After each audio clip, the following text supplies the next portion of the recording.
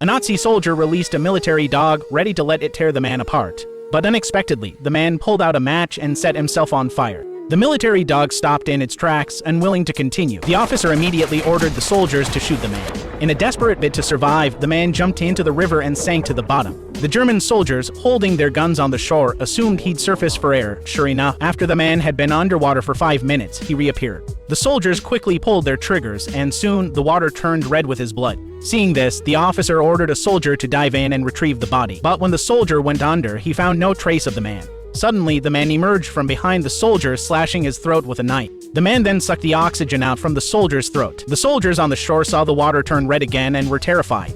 The officer ordered another soldier to dive in, not knowing this would be their doom. Sure enough, within minutes, the water was stained red once again.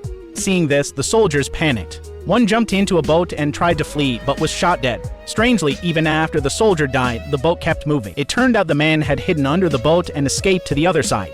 But the man was carrying a lot of gold, and the officer wasn't about to let him go. He immediately ordered his men to open fire on the man, to avoid the bullets. The man used the dead soldier's body as a shield, narrowly escaping. Just as the man thought he was safe, the Germans turned their attention to the dog. Soon, the dog tracked its owner and found him, as Andrew joyfully embraced his dog. He realized the dog had a grenade strapped to it. With a violent explosion, the man was knocked unconscious.